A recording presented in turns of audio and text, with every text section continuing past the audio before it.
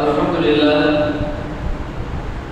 যে আল্লাহ পাক আমাদেরকে ভালোবেসে মোহাব্বত করে পবিত্র নভেম্বর মাসের প্রথম জুমায় বিভিন্ন কাজ থেকে ফারেগ করে এই মুহূর্ত পর্যন্ত সুস্থ সবল রেখে পৃথিবীর বুকে সর্বোত্তম জায়গা, পৃথিবীর বুকে সর্বশ্রেষ্ঠ জায়গা আল্লাহর ঘর। এই আল্লাহর ঘরে আসার এবং বসার জন্য তৌফিক এনায়েত করেছেন। এজন্য আমরা সকলেই অন্তরের অন্তরস্থল থেকে শুকরিয়া করি। সবাই করি রব্বানা লাকাল হামদ হামদান কাসীরান তাইয়িবান মুবারাকান ফীহি ইয়া রাব্বি লাকাল হামদু কামা ইয়ানবাগি লিজালালি ওয়াজহিকা ওয়া আযীমি সুলতানিকা লাকাল হামদু বিল ঈমান লাকাল হামদু বিল ইসলাম লাকাল হামদু বিল কুরআন। আমরা প্রশংসা করলাম কার? সুখে দুঃখে বিপদে আপদে প্রশংসা করব কার? রাজি আছেন তো ইনশাআল্লাহ? নাকি বিপদে পড়লে ডাকবেন, সুখে থাকলে ডাকবেন না? কোনটা? আপনাদের কথায় তো ঝামেলা মনে হচ্ছে। আপনি তো সুখের সময় আল্লাহকে ডাকেন না, ডাকি শুধু বিপদে পড়লে, তাই না? সবসময় ডাকবেন তো ইনশাআল্লাহ? তাহলে ইনশাআল্লাহ কম না কেন? জোরে সরে বলেন ইনশাআল্লাহ। আমি পবিত্র কালামুল্লাহ শরীফ থেকে আপনাদের সম্মুখে পবিত্র কালামুল্লাহ শরীফের সূরাতুল আনফাল থেকে কিছু আয়াত তেলাওয়াত করেছি। রাসূল পাক সাল্লাল্লাহু আলাইহি ওয়াসাল্লামের অসংখ্য অগণিত অবিরবানী হাদিস থেকে ছোট্ট একটি হাদিসে মুবারাকা পাঠ করেছি।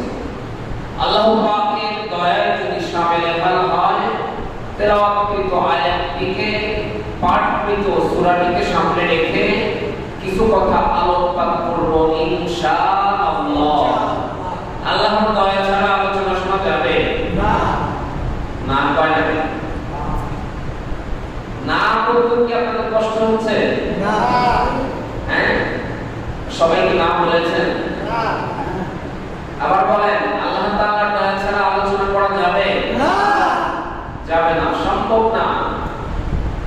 যে আল্লাহ রহমান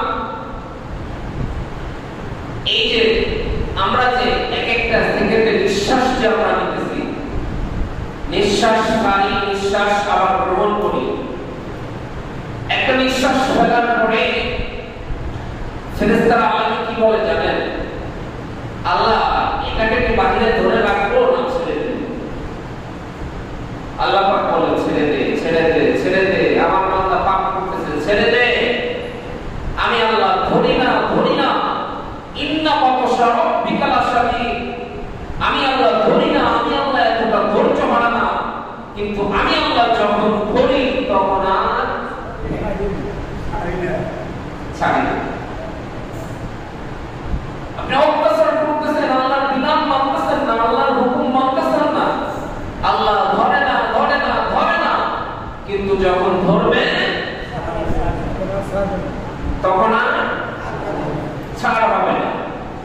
এই জন্য আল্লাহ পাক ধরা রাখে আল্লাহর দেওয়া ইসলামের একমাত্র মৌলিক দিন ইসলাম। এই ইসলামের সাতার নিচে আসার চেষ্টা করেন। আল্লাহ পাক আমাদের সকলকে মৃত্যুর আগে আল্লাহ পাকের একমাত্র দিন ইসলামের সাতার নিচে আসার তৌফিক দান করুন, বলি আমিন। আমরা তো ইসলাম মানতে চাই, ইনশাআল্লাহ। ইসলামের শান্তি আছে, হ্যাঁ, আমাদের ধর্মটাই তো শান্তিপূর্ণ, তাই না? ইসলাম মানলে খুব সহজ, আর না মানলে কঠিন।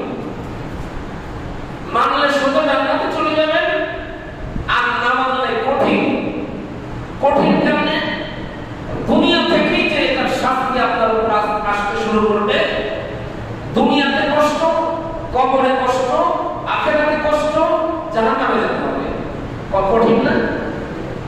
আর মানলে কি সহজ? দুনিয়াতেও সুখ, কবরেও সুখ, হাসরেও সুখ, জান্নাতেও সুখ। এই জন্য মানবেন তো ইসলাম? সকলেই মানবেন? আমি আপনাদের সম্মুখে যে সূরাটি তেলাওয়াত করেছি, সূরাটার নাম হলো সূরাতুল আনফাল। সূরার নাম কি? সূরাতুল আনফাল। আনফাল এই সূরাটা পবিত্র কোরআনে কারিমের ৮ নম্বর সূরা। কয় নম্বর সূরা? ৮ নম্বর সূরা। নাম্বার পেয়েছে ৮ নম্বর। যেমন প্রথমে কি সূরা ফাতিহা, এরপরে কি সূরা বাকারা। এইভাবে ধারাবাহিকভাবে যে ১১৪টা সূরা আছে, এই নাম্বারের দিক থেকে সূরাতুল আনফাল সূরাটা হলো পবিত্র কালামুল্লাহ শরীফের ৮তম নাম্বার সূরা। বুঝতে পারছেন? কয় নাম্বার সূরা? ৮ নম্বর সূরা। আজকে যদি বলা হয় আজকে হুজুর কি আলোচনা করেছে জুমায়, কি বলবেন? সূরা আনফালের তাফসীর করেছে। বলতে পারবেন ইনশাআল্লাহ? ইনশাআল্লাহ। মনে যেন থাকে। এবার আসেন, এই সূরাটায় আয়াত রয়েছে কয়টা? এই সূরার মধ্যে আয়াত আছে ৭৫টা। কয়টা? ৭৫টা আয়াত বিশিষ্ট সূরাতুল আনফাল। এরপর সূরাটা নাযিল হয়েছে কোথায়? সূরাটা নাযিল হয়েছে মদিনাতে ২য় হিজরিতে। সূরাটা কোথায় নাযিল হয়েছে? কোন হিজরিতে?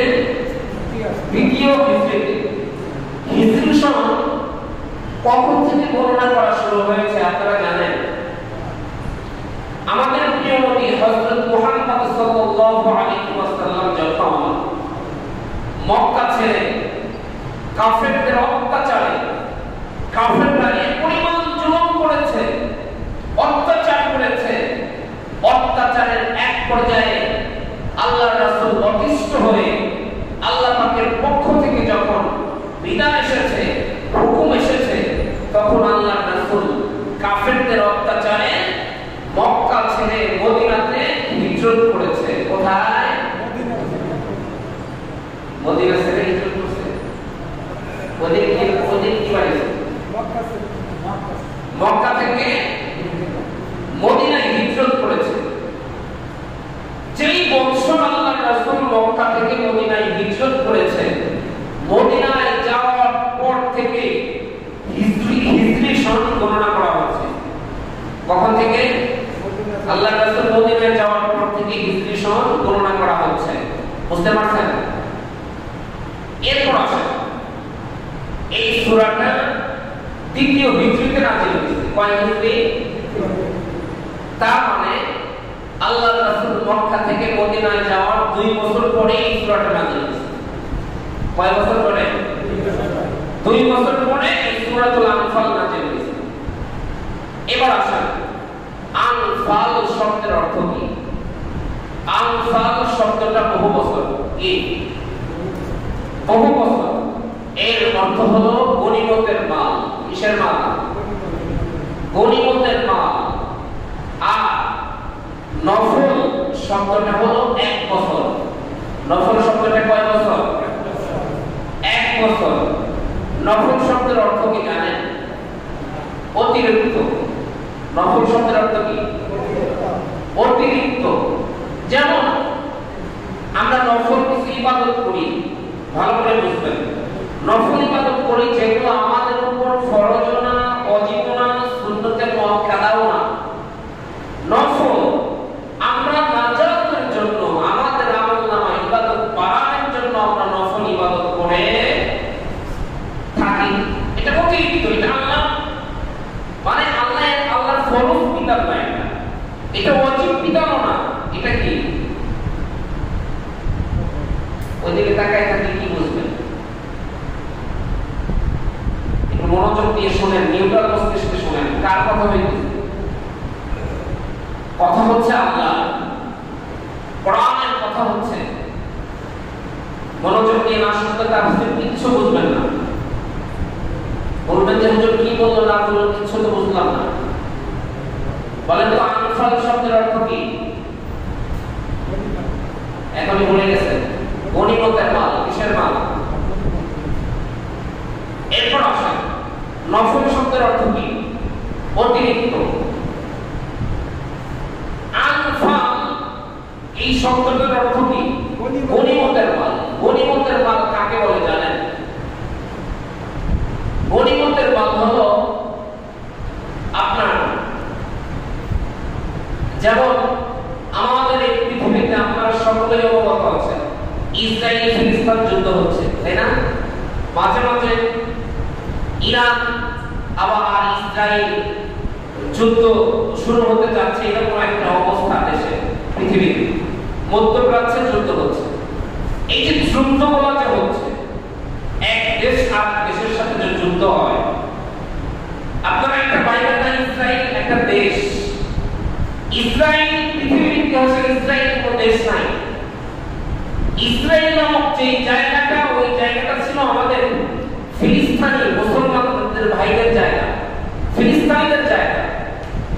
আপনারা সকলেই জানেন হিটলার 500 লক্ষ ইহুদিকে একবারে মেরে ফেলেছিল, মনে নাই আপনাদের ইতিহাস? কিছু ইহুদিদেরকে বাঁচায় রাখছিল। এই জন্য সে বলছে, আমি এত লক্ষ ইহুদি এই জন্য মারলাম, এই কিছু ইহুদিকে বাঁচায় রাখছি, এর হিসাব কেন মারলাম?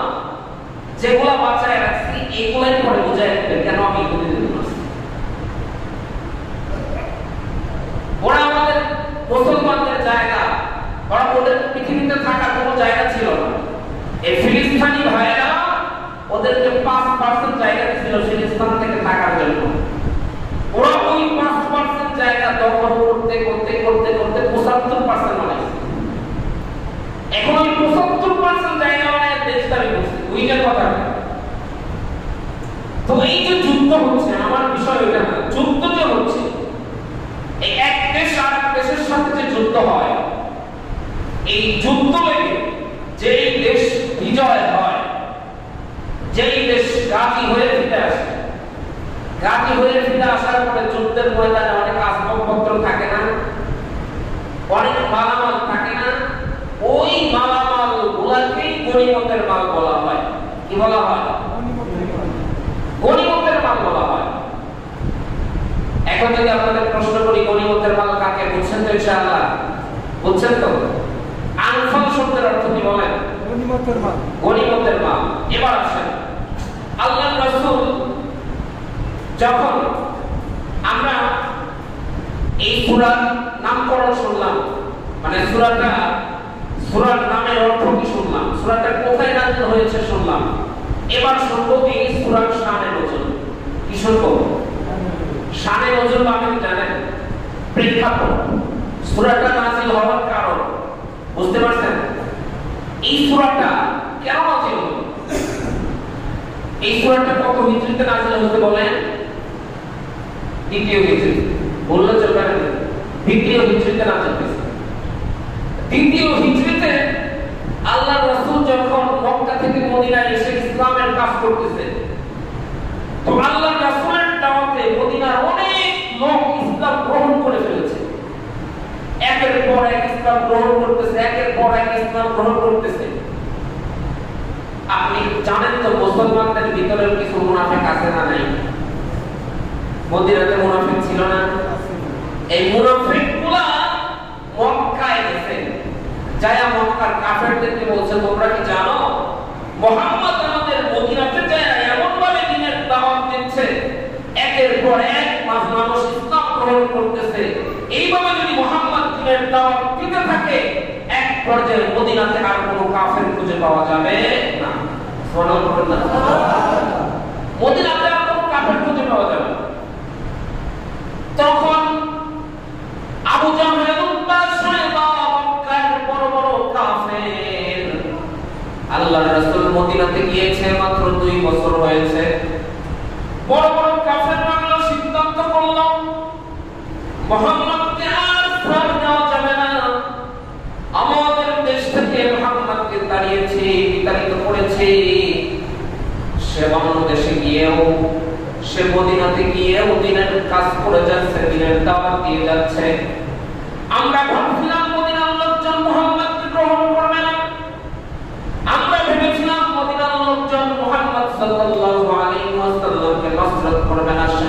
করবে না।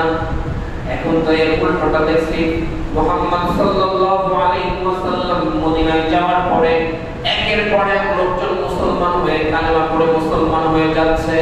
এভাবে যদি দ্বীনের দাওয়াত চলতে থাকে তাহলে তো দ্বীনের দাওয়াত পুরো মক্কা সহ সব জায়গায় চলে যাবে।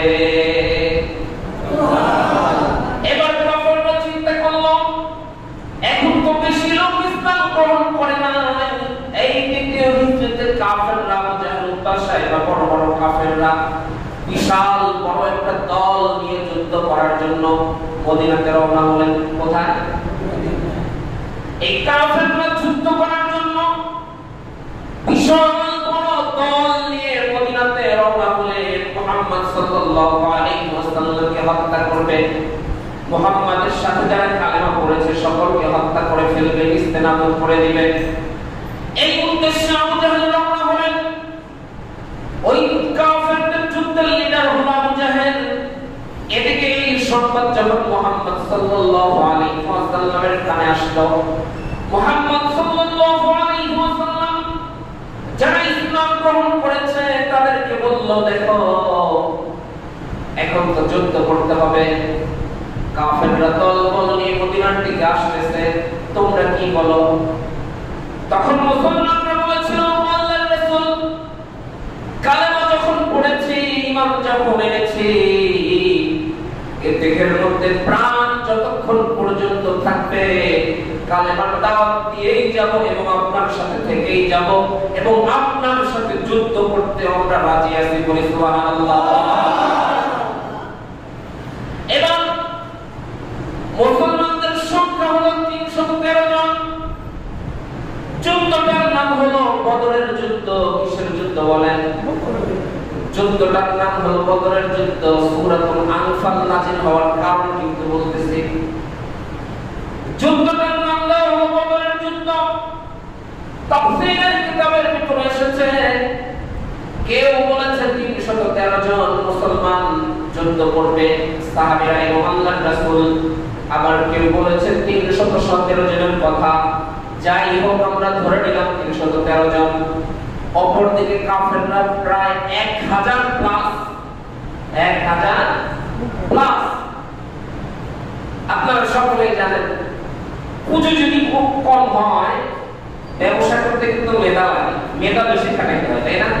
পুঁজি কম হলে মেধা বেশি ইনভেস্ট করে ব্যবসা করতে হয়, তাহলেই সফল হওয়া যায়। তো মুসলমানদের সংখ্যা 313 জন, অপরদিকে কাফেররা 1000 প্লাস। বুঝতে পারছেন? ইসলামের ইতিহাসে প্রথম যুদ্ধ আর আল্লাহর রাসূলের জীবনে এটাই সবচেয়ে বড় যুদ্ধ। মানে যুদ্ধের লোক কম হতে পারে, অতর্কিতভাবে মাত্র 2 বছর হয়েছে মদিনায় আসতে, বেশি লোক ইসলাম গ্রহণও করে নাই, হঠাৎ করে কাফেররা যুদ্ধ করার জন্য এসেছে। কঠিন একটা যুদ্ধ না? তো আল্লাহর রাসূল যুদ্ধ করার জন্য সাহাবায়ে কেরামদেরকে 3 ভাগে ভাগ করলেন। কয় ভাগে? 3 ভাগে ভাগ করা হলো। এক ভাগ হলো কাফেরদের সাথে যুদ্ধ করবে, এক ভাগ কি করবে? কাফেরদের সাথে যুদ্ধ করবে। দ্বিতীয় নাম্বার দল চিন্তা করলো, আল্লাহর রাসূল সবেমাত্র দ্বীনের দাওয়াত দেওয়া শুরু করেছে, সবেমাত্র মানুষ ইসলাম গ্রহণ করা শুরু করতেছে। এই পর্যায়ে যদি কাফেররা আল্লাহর রাসূলকে হত্যা করে ফেলে তাহলে তো দ্বীনের দাওয়াত ইস্তেনাবুদ হয়ে যাবে, দ্বীন তো মিটে যাবে, দ্বীনের দাওয়াত আর চলবে না।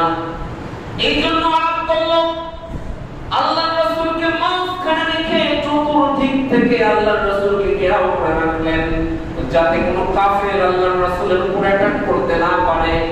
ডান থেকে আসবে যেন সাহাবায়ে কেরামের গায়ে লাগে, বাম দিক থেকে আঘাত করলে যেন সাহাবায়ে কেরামের গায়ে লাগে।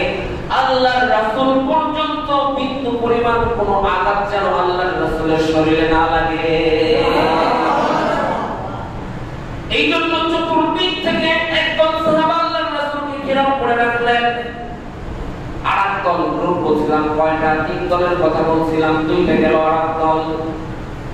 আরেক দল হলো যুদ্ধের ময়দানে যখন কাফেররা পরাজিত হবে তখন কাফেরদেরকে দৌড়ায় তাদের দেশের দিকে তাদের নিয়ে যাওয়া, মানে এদের পিছন পিছন ধাওয়া করতে করতে শুনবা। এই হলো 3 দল। বলেন কয় দল? 3 দল। এবার যুদ্ধ যখন তুমুল বেগে শুরু হয়ে গিয়েছে, দুই পক্ষের যুদ্ধ যখন শুরু হয়ে গিয়েছে, আমি সংক্ষিপ্তভাবে বলতেছি, লম্বা ঘটনা। এক পর্যায়ে আল্লাহ পাক যখন মুসলমানদেরকে বিজয় দান করলেন, যুদ্ধ করতে করতে কাফেররা পরাজয় হয়ে গেলেন, আল্লাহ পাক মুসলমানদেরকে বিজয় দান করলেন। বিজয় দান করার পরে একদল যখন কাফেরদেরকে দৌড়াইতে দৌড়াইতে নিয়ে গেছে, আর আল্লাহ আল্লাহর রাসূলকে ঘেরাও করে আছে, আর আল্লাহ ওই যে কাফেরদের সাথে যুদ্ধ করেছে, কাফেররা যুদ্ধ করতে এসে যে মাল সম্পদগুলা, যুদ্ধের আসবাবপত্র, যে খাবার দাবারের প্লেট পাটি যা কিছু লাগে নিয়ে এসেছিল, আর লোক ওই 3 নাম্বার দল যারা যুদ্ধ করেছে ওই গনিমতের মালগুলা গোছাইতেছিল। গোছায়া এইগুলা জমা করা হয়েছে এক জায়গায়, কাপড় নিচে জমা করা হয়েছে। যুদ্ধটা সংক্ষিপ্ত হয়ে গেল। মানে সূরা নাযিল হওয়ার কারণটা আপনাদেরকে বুঝাইতেছি। সূরার নাম কি? সূরা আনফাল। এবার যখন যুদ্ধ শেষ, সন্ধ্যাবেলায় যখন সন্ধ্যার পরে এমন সময় সাহাবায়ে কেরাম তাঁবুর নিচে আসতেন। তাঁবুর নিচে আসার পরে এই যে আপনার যুদ্ধের যে মাল, কাফেররা যুদ্ধ থেকে পালিয়ে যে চলে গেল পরাজিত হয়ে, তাদের দেশে চলে গিয়েছে, যুদ্ধ করার জন্য যে মাল ছিল এগুলো রেখে গেছে না, এই মালগুলাকেই শরীয়তের ভাষায় কি বলা হয়? গনিমতের মাল, আনফাল। এবার যুদ্ধের ময়দানে দল হয়েছিল কয়টা? 3টা দল হয়েছিল। এখন এক দল যুদ্ধ করছে, এক দল কাফেরদেরকে ধাওয়া করছে, আর এক দল আল্লাহর রাসূলকে ঘেরাও করে রাখছে। এখন যেই দল যুদ্ধ করছে তারপর নিচে কিন্তু সবাই, ওই দল বলতেছে এই গনিমতের মালগুলা আমরাই পাবো, আমরাই পাবি, যুদ্ধ যেহেতু আমরা করছি। আর এক দল যেই দল কাফেরদেরকে ধাওয়া করছে, আমরা কি এই মাল পাবো না? সাহাবায়ে কেরামরা কিন্তু বুঝেন, সাহাবায়ে কেরামরা বলতেছে আমরা কি এই মাল পাবো না? আমরাও তো কাফেরদেরকে ধাওয়া করছি। আবার যেই দল আল্লাহর রাসূলকে ঘেরাও করে আছিলেন, এই দল তারা বলতেছে আমরা কি পাবো না? আমরাও তো আল্লাহর রাসূলকে ঘেরাও করে আছিলাম, তার মানে যুদ্ধ করেছি। এখন এই বিষয়টা নিয়ে, এই গনিমতের মাল নিয়ে তাদের ভিতরে কথা কাটাকাটি হচ্ছে। কাদের ভিতরে? সাহাবাদের ভিতরে কথা কাটাকাটি হচ্ছে। প্রথমে একটা কথা ভালো করে জেনে রাখেন, সমস্ত নবীগণ নিষ্পাপ, মাসুম। বুঝতে পারছেন? এদের জীবনে কোনো গুনাহ নাই। সাহাবায়ে কেরাম 2 নাম্বার, সাহাবায়ে কেরাম, সমস্ত সাহাবায়ে কেরাম তাদের জীবনে গুনাহ ছিল, আল্লাহ পাক তাদের জিন্দেগি সব গুনাহ মাফ করেছেন। আল্লাহ তাদের উপর রাজি, তারাও আল্লাহর উপর রাজি। সব সাহাবায়ে কেরাম তারাও নিষ্পাপ, তাই না? এখন নিষ্পাপ। এরপরে আসে সাহাবায়ে কেরামের কিন্তু গুনাহ নাই। এইজন্য এই ঘটনার পরে আপনি মনে এই চিন্তা আইবেন না সাহাবারাও কথা কাটাকাটি করছে, সাহাবারাও ঝগড়া করছে, এই চিন্তা যেন মনে না আসে। এবার যখন ওই সাহাবারা কথা কাটাকাটি করতেছে, ও বলতেছে আমরা পাবো, ও বলতেছে আমরা পাবো, এটা নিয়ে কথা কাটাকাটি হচ্ছে, আল্লাহর রাসূল চুপ করে আছেন। তখন সাথে সাথে হযরত জিবরাইল আলাইহিস সালাম এই কোরআনের কারিমের 1 নাম্বার সূরা সূরাতুল আনফাল নিয়ে আল্লাহর রাসূলের কাছে এসে উপস্থিত হয়। আল্লাহর রাসূলের কাছে এসে জিবরাইল আলাইহিস সালাম শোনায় দিলেন, বিসমিল্লাহির রহমানির রহিম, ইয়াসআলুনাকা আনিল আনফাল, কুলিল আনফালু লিল্লাহি ওয়ার রাসূল, ফাত্তাকুল্লাহা ওয়া আসলিহু যাতা বাইনাকুম ওয়া আতিউল্লাহা ওয়া রাসূলাহু ইন কুনতুম মুমিনিন। সাথে সাথে সমাধান দিলেন কি? আল্লাহ পাক জিবরাইল সূরা আনফাল নিয়ে আল্লাহর রাসূলের কাছে হাজির। কি বললেন? ইয়াসআলুনাকা আনিল আনফাল, আল্লাহর রাসূলকে আল্লাহ পাক জানিয়ে দিলেন, হে আল্লাহর পয়গম্বর, লোকেরা আপনাকে গনিমতের মাল সম্পর্কে জিজ্ঞাসা করবেন, কি করবেন? ওই যে কথা কাটাকাটি হচ্ছে, জিজ্ঞাসা করবে না? লোকেরা আপনাকে গনিমতের মাল সম্পর্কে জিজ্ঞাসা করবে। কুলিল আনফালু লিল্লাহি ওয়ার রাসূল, হে আল্লাহর পয়গম্বর আপনি বলে দিবেন গনিমতের মালটা, কুলিল আনফালু লিল্লাহি, আমি আল্লাহ, লিল্লাহি ওয়ার রাসূল, এবং আপনার গনিমতের মালটা আমি আল্লাহ এবং আপনার। সুবহানাল্লাহ। এবার আসেন, তারপর আল্লাহ বলতেছেন ফাত্তাকুল্লাহ, যদি তোমরা আমি আল্লাহকে ভয় করো, ওয়া আসলিহু যাতা বাইনিকুম, যদি তোমরা আমি আল্লাহকে ভয় করো, তাহলে তোমরা সাহাবায়ে কিরাম পরস্পর যে কথা কাটাকাটি করতেছো, কথা কাটাকাটি করা যাবে না, পরস্পর আগের মতো মিল হয়ে যাও। নির্দেশ দিলেন কে? একটু চিল্লায় বলেন, নির্দেশ দিলেন কে? এরপর আসেন, এই যে গনিমতের মালটা আল্লাহর রাসূলকে আল্লাহ পাকের পক্ষ থেকে ফয়সালা করে দেওয়া হলো। আল্লাহর পয়গম্বর, ও আল্লাহর পয়গম্বর, আমার প্রিয় হাবিব, আমার বন্ধু, গনিমতের মালটা আপনি সবার মাঝে সমান হারে যারা যুদ্ধ অংশগ্রহণ করেছে, এদের ভিতরে যারা ঘোড়া আর উট নিয়ে যুদ্ধে গিয়েছিল তাদেরকে দিবেন 2 ভাগ, আর যারা শুধু খালি হাতে যুদ্ধ করার জন্য গিয়েছিল তাদেরকে 1 ভাগ করে গনিমতের মাল দিয়ে দেন। এরপর আসেন, আমাদের পয়গম্বরের আগে বাবা আদম আলাইহিস সালাম থেকে নিয়ে যতগুলা পয়গম্বর দুনিয়াতে এসেছে, ঈসা আলাইহিস সালাম পর্যন্ত যতগুলা নবী দুনিয়াতে এসেছে, সমস্ত নবীরা যে যুদ্ধ করেছে, যে গনিমতের মাল পেয়েছিল, এই মালগুলো তাদের উম্মতের জন্য আল্লাহ পাক জায়েজ করে নাই। গনিমতের মাল আমাদের নবীর আগে যতগুলা উম্মত ছিল তাদের উম্মতের জন্য জায়েজ ছিল না। কিছু কিছু উম্মতের নিয়ম ছিল, কিছু কিছু দেশের নিয়ম ছিল, আল্লাহ পাক বিধান দিয়ে দিয়েছিল গনিমতের মালটা বাইতুল মালে যাবে। আবার কিছু কিছু উম্মতের জন্য এই বিধান ছিল গনিমতের মাল থেকে এক জায়গায় করা হবে, আসমান থেকে আগুন এসে সেটাকে পুড়িয়ে দিত। কিন্তু আমার আপনার পয়গম্বরকে, আমি আপনাকে, এই পয়গম্বরের উম্মতকে আল্লাহ পাক কতটা ভালোবাসেন, কতটা মুহাব্বত করেন, এই পয়গম্বরের উম্মতের জন্য আমাদের নবীর সুবাদে আমাদেরকে আল্লাহ পাক গনিমতের মালটা আমাদের জন্য হালাল করেছে। গনিমতের মাল কাদের জন্য হালাল? আমাদের জন্য হালাল করেছে কে? সুবহানাল্লাহ বলবেন না? এই সাহাবায়ে কিরামের ভিতরে সাহাবায়ে কিরামের মধ্যে ওয়াসলিহু যাতা বাইনাকুম, আল্লাহ পাক যখন এই সূরাটা নাযিল করলেন, এই আয়াতটা যখন সাহাবায়ে কিরামকে আল্লাহর রাসূল শোনায় দিলেন, তখন সমস্ত সাহাবায়ে কিরাম চুপ হয়ে গেলেন। সাহাবায়ে কিরাম কি হয়ে গেলেন বলেন? এখান থেকে শিক্ষা, যতগুলো সাহাবায়ে কিরাম ছিল, আল্লাহর রাসূল সোয়ালক্ষ সাহাবায়ে কিরামকে কোন একটা কথা বলার সাথে সাথে সমস্ত সাহাবায়ে কিরাম সেটা এক বাক্যে সেটাকে মেনে নিতেন। সকলেই কথাটা মন থেকে সন্তুষ্ট চিত্তে মেনে নিতেন। এখান থেকে শিক্ষা, কিয়ামত পর্যন্ত যত উলামায়ে কেরাম হক কথাগুলো বলবে, সমাজের ভিতরে যদি কোনো ফাটল লেগে যায়, কোনো বিষয় নিয়ে যদি তর্ক বিতর্ক লেগে যায়, আপনারা উলামায়ে কেরামের কাছে আসবেন।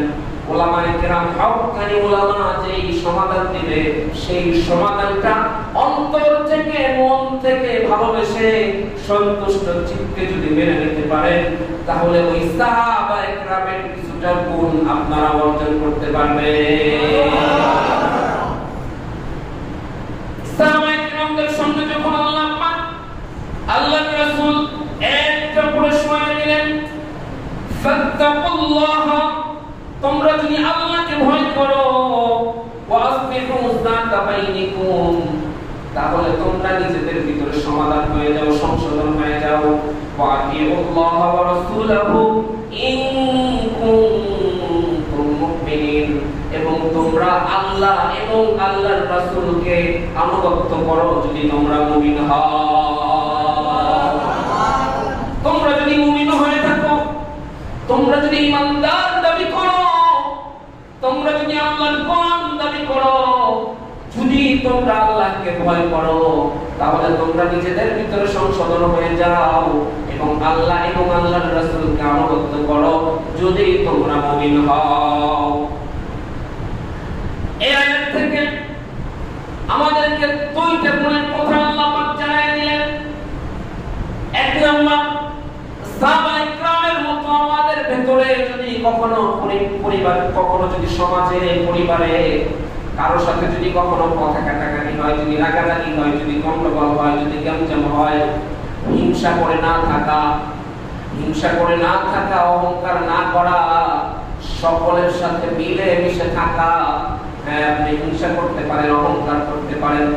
কেউ যদি আল্লাহর দুশমন হয়, আপনার দৃষ্টিতে যদি মনে হয় এটা আল্লাহর দুশমন, এটা শয়তানের প্রেতাত্মা, আল্লাহর দুশমন, আল্লাহর রাসূলের দুশমন, আপনি তার সাথে সম্পর্ক ছিন্ন করতে পারেন, তার সাথে অহংকার করতে পারেন, তার সাথে হিংসা করতে পারেন, কিন্তু আপনি সাধারণ কারণে সমাজের মানুষের সাথে ওঠা বসা নিয়ে সাধারণ কোনো কারণে কারোর সাথে আপনি হিংসা করে থাকতে পারেন না, অহংকার করতে পারেন না, মিলেমিশে থাকতে হবে। এক হাদিসের ভিতরে এসেছে, বান্দার আমলনামা সপ্তাহে 2 দিন, বান্দার আমলনামা সপ্তাহে 2 দিন ফেরেশতারা 7 আসমানের উপরে আল্লাহর কাছে নিয়ে যায়। সপ্তাহে কয় দিন বলেন তো? 1 নাম্বার হলো সোমবার, 2 নাম্বার হলো বৃহস্পতিবার। সোমবার আর কি বার বলেন? সোমবার আর বৃহস্পতিবারে বান্দার আমলনামা আসমানে তোলা হয় এবং আল্লাহ পাক ওই আমলনামাটা খাতার মধ্যে, আসল খাতার ভিতরে লিখে রাখেন। এই জন্য আমাদের পয়গম্বর সোমবারে এবং বৃহস্পতিবারের দিন আল্লাহর পয়গম্বর রোজা রাখতেন, কারণ তার আমলনামা যেদিন লেখা হবে ওই দিন যেন রোজা অবস্থায় তার আমলটা লেখা হয়। সুবহানাল্লাহ। এই জন্য সোমবার আর বৃহস্পতিবার যদি কেউ রোজা রাখতে চান তাহলে রোজা রাখতে পারেন, নফল রোজা, এটা ভালো। কারণ সোমবারের দিন এবং আর বৃহস্পতিবারের দিন আমাদের প্রত্যেকের আমলনামা আল্লাহর কাছে ফেরেশতারা নিয়ে যায়। এবার আল্লাহ পাক ওই ফেরেশতাদেরকে বলে, তুমি যে আমার বান্দাদের আমলনামাগুলো লিখেছো, আমার অনেক বান্দার গুনাহ আমি আল্লাহ মাফ করে দিব। সুবহানাল্লাহ। সব গুনাহ আমার এই খাতায় উঠানো যাবে না। কয় আল্লাহ কাদের গুনাহ আপনি মাফ করবেন? আল্লাহ পাক ফেরেশতাদেরকে বলল, দেখবা আমার যেই বান্দা পরস্পর ঝগড়া করে না, মিলে মিলে থাকে, দুনিয়ার ছোট্ট জীবনটা বাঁচবে কতদিন, সবার সাথে মিলেমিশে থাকে, কারোর সাথে অহংকার করে না, কারোর সাথে হিংসা করে না, এমন বান্দার আমলনামা, এমন বান্দার কিছু কিছু নরমাল যে গুনাহগুলো আছে, ওই গুনাহগুলো আমি আল্লাহ মাফ করে দিলাম। ওই গুনাহগুলো আমি আল্লাহ পাকের এই আসল খাতায় তুলব না। এই জন্য মিলামিশে থাকার প্রয়োজন আছে না? অহংকার করা যাবে না। আপনাদের কি মনে আছে, অহংকার হলো আল্লাহর চাদর আর বরত্ব হলো আল্লাহর লুঙ্গি। অহংকার আর বরত্ব যারা করবে, যারা আল্লাহর লুঙ্গি আর চাদর নিয়ে টানাটানি করবে, হাদিসের ভিতরে এসেছে অনুপরিমাণ অহংকার নিয়ে যারা মৃত্যুবরণ করবে তাদের জন্য জাহান্নাম। এজন্য অহংকার করা যাবে না। সবার সাথে মিলেমিশে থাকার প্রয়োজন আছে না নাই? চিল্লায় বলেন আছে না নাই? মিলেমিশে থাকবেন কি থাকবেন না? ওয়াসলিহু যাতা বাইনিকুম, পরস্পর মিলেমিশে থাকতে হবে, এটা হলো 1 নাম্বার গুণ।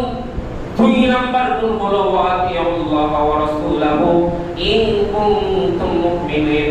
আর যারা মুমিন তারা অল টাইম সারাক্ষণ আল্লাহ এবং আল্লাহর রাসূলকে আনুগত্য করে। বলি সুবহানাল্লাহ। কয় নাম্বার গুণ গেল বলেন তো? কয়টা গুণের কথা বলা হলো? 1 নাম্বার পরস্পর মিলেমিশে থাকা, 2 নাম্বার আল্লাহ এবং আল্লাহর রাসূলকে আনুগত্য করা।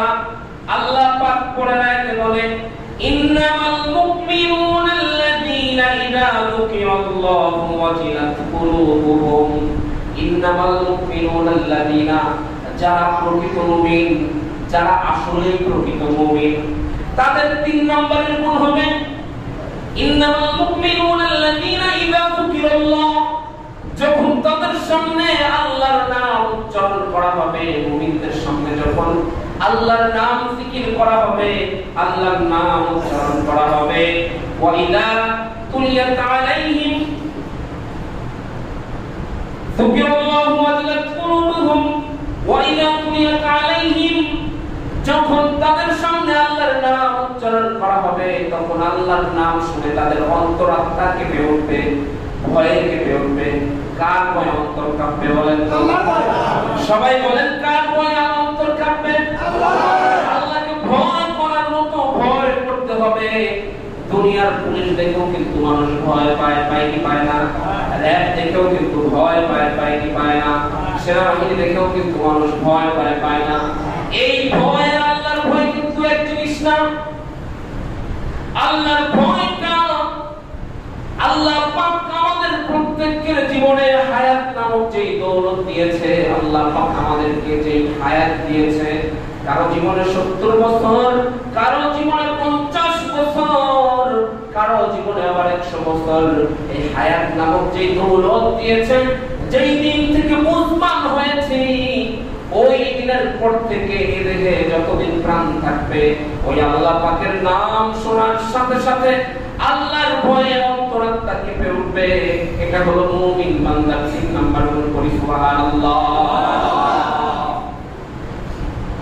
ইন্নামাল মুমিনুনা আল্লাযীনা ইযা যুকিরাল্লাহু ওয়াজিলাত কুলুবুহুম ওয়া ইযা তুলিয়াত আলাইহিম আয়াতুহু ওয়া যাদাতুহুম ঈমানা। আল্লাহ পাক 4 নাম্বার গুণের কথা বলতেছে। আর যারা প্রকৃত ঈমানদার, যারা প্রকৃত মুমিন, যারা আল্লাহর গোলাম, তাদের 4 নম্বরের গুণ হবে, তাদের সামনে যখন কোরআনের আয়াত তেলাওয়াত করা হবে, যখন কোরআনের কথা বলা হবে, কোরআনের তাফসীর করা হবে, কোরআনের আয়াত পড়া হবে, ওয়াজাদাতহুম ঈমানা, তখন তাদের ঈমান শুধু বাড়তেই থাকবে। সুবহানাল্লাহ। এর মানে কোরআনের কথা শুনলে মানুষের ঈমান কিন্তু আপ ডাউন করে, করে না? মানুষের ঈমান কিন্তু আপ ডাউন করে। কিছু কিছু এমন কাজ আছে যেগুলো করলে ঈমান আর থাকে না। একটা মানুষ যদি চুরি করে, চুরি করা অবস্থায় কিন্তু তার ভিতরে ঈমান থাকে না। একটা মানুষ যদি জেনা করে, জেনা করা অবস্থায় কিন্তু তার ভিতরে ঈমান থাকে না। একটা মানুষ যখন পরকীয়া করে, পরকীয়া করা অবস্থায় কিন্তু তার ভিতরে ঈমান থাকে না। একটা মানুষ যখন আরেকটা মানুষকে হত্যা করে, এমন সময় কিন্তু তার ভিতরে ঈমান থাকে না। পাপ কাজগুলি করার সময় ভিতরে ঈমান থাকে না। পরে যখন পাপ কাজ করার পরে যখন সে বুঝতে পারে আমি কি করেছি, ঈমান আস্তে আস্তে আমার ঢোকা শুরু হয়েছে। বুঝতে পারছেন?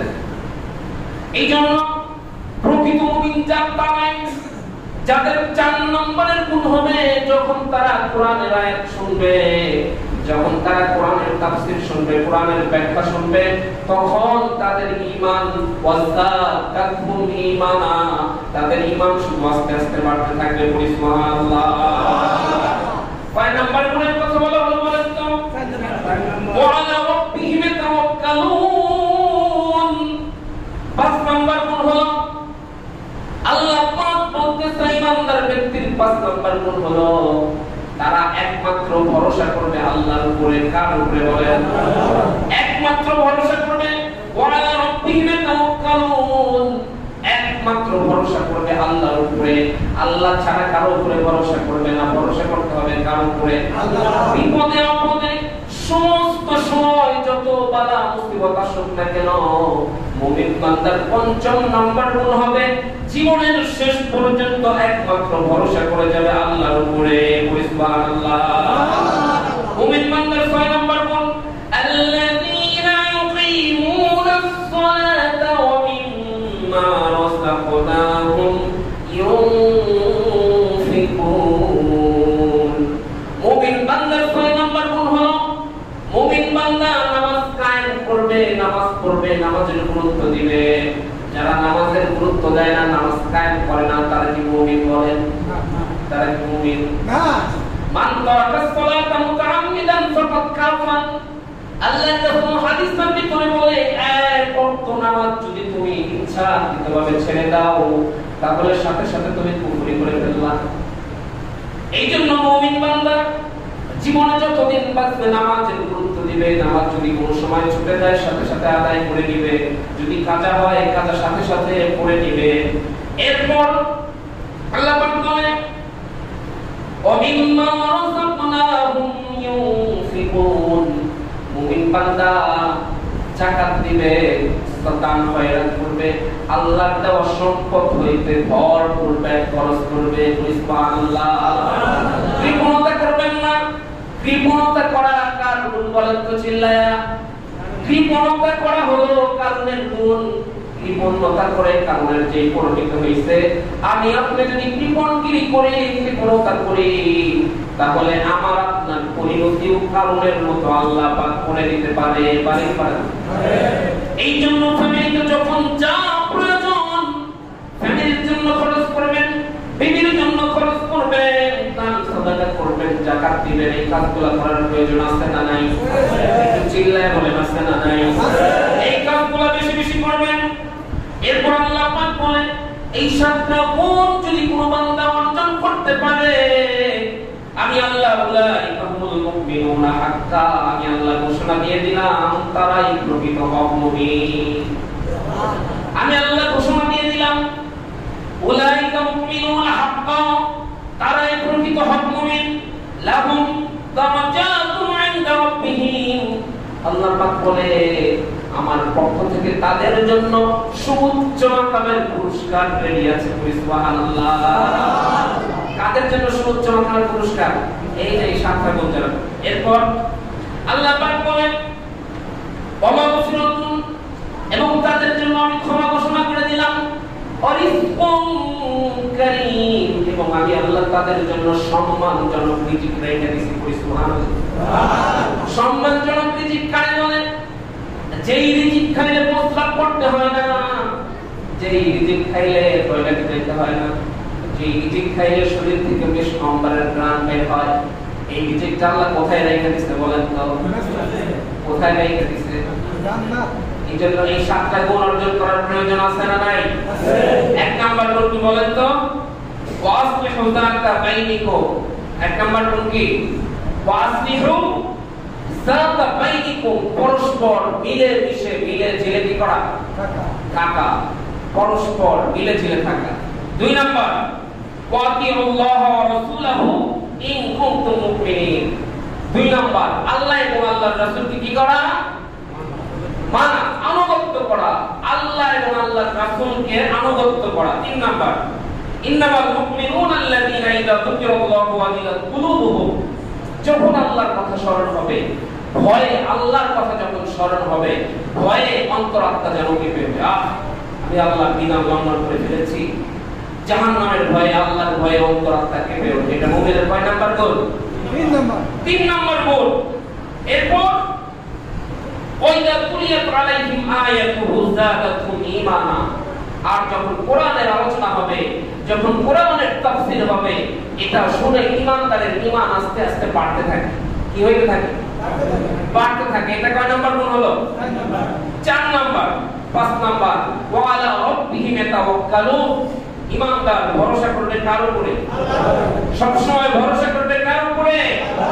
আল্লাহর উপরে। আমরা তো বান্দার উপর ভরসা করি। আমার এই বিপদ হইছে, চেয়ারম্যান ছাড়া আমার উপায় নেই। হয় না এরকম? যে আমার এটা হইছে, আমার অমুক মাস্টারের লাগবেই, আমার এটা হইছে, আমার অমুক নেতারে লাগবেই। আল্লাহর উপর ভরসা নেই। কোন বিপদে পড়ে সাথে সাথে দুই রাকাত নামাজ পড়ে আল্লাহর কাছে কাঁদে, আল্লাহ পাক বিষয়টাকে সহজ করে দেয়। পারে কি পারে না? আল্লাহ পাক যদি মুসিবতে ফেলায়, এর চেয়ে কঠিন কিছু আছে? দুনিয়ার মানুষ আপনাকে উদ্ধার করতে পারবে? আর আল্লাহ যদি আপনাকে দুনিয়ার কঠিন মুসিবত থেকে টেনে তুলতে পারবে কি পারবে না? এই জন্য আমরা ভরসা করবো কাকে? আল্লাহকে। এরপর আল্লাযীনা ইউকিমুনাস সালাতা, যতদিন বাঁচবো কি করবো? সালাত, নামাজ কায়েম করবো। পাঁচ নাম্বার ওমিম্মা রাযাকনাহুম ইউনফিকুন, আল্লাহর দেওয়া রিজিক হতে যখন যা লাগে, শর্ত অনুযায়ী যখন যা লাগে খরচ করবো, কৃপণতা করবো না। কয় নাম্বার গেল? কয় নাম্বার গেল? 7 নাম্বার গেল। এই 7টা গুণ অর্জন করবেন উলাইকাল মুমিনুনা হাক্কা। আল্লাহ পাক বলে এরাই হলো প্রকৃত হক মুমিন, এরাই হলো ঈমানদার। লাহুম দারাজাতুন ইনদা রাব্বিহিম, এদের জন্য আমি আল্লাহ সুউচ্চ মাকামের পুরস্কার রেখে দিয়েছি। তারপর ওয়ামাগফিরাতুন, এবং তাদের জন্য রয়েছে ক্ষমা, ওয়া রিজকুন কারীম, এবং সম্মানজনক। আল্লাহ পাক আমাদের সকলকে এই 7টা গুণ অর্জন করার তৌফিক দান করুন, বলি আমিন। ওয়া মা আলাইনা ইল্লাল বালাগ। আমরা যারা সুন্নাত করি নাই তারা সুন্নাত আদায়